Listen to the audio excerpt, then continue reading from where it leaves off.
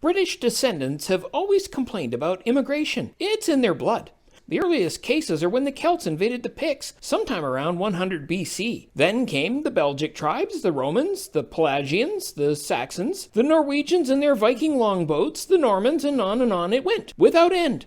Even in the colonies, there continues to rage ire against each latest wave of immigrants. Against the Scots when they arrived, then the French, the Irish, then the Germans, the Jews, through to the Italians, right through to the present day, when an immigrant can come from any place in the world and be greeted by descendants of earlier immigrants bitching about them. Each time a new wave of immigration has begun, there's been a gnashing of teeth about how the latest wave was destroying everything. And each time the sum of the people changed, grew, got stronger. It's been happening in Canada since before there was a Canada. But each generation repeats the same old gripes. So-and-so are ruining things. They should go back where they came from.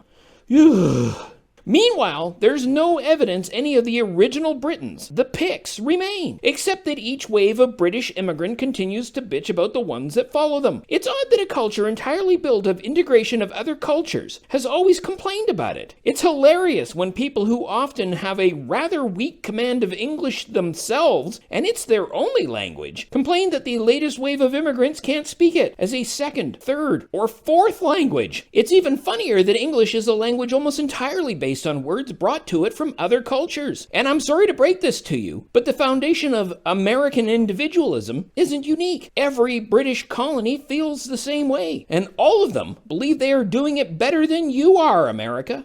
My neighborhood in Mississauga was more than 50% Eastern European. A 10-minute drive in any direction took me into a completely different culture. Portuguese, Iranian, West Indian, East Indian, Chinese, even French. I didn't need to board a plane to taste the world. That was amazing to me. And while I love Paris, if you want something other than French food, you've got slim pickings. It's a world capital and an international city, but Edmonton has a better selection of international fare than Paris does. So I'm eager to see what the future brings. Eager to see what the next wave of immigrants will be. Eager to learn how their addition to my culture will further enrich the sum that is Canada. The future of my nation is an undiscovered country, full of ever-changing diversity and a culture whose only saving grace is that it's constantly changing. And I love that. It's exciting. But it's also going to be funny to listen to the descendants of the most current immigrants gripe about the next wave that arrives.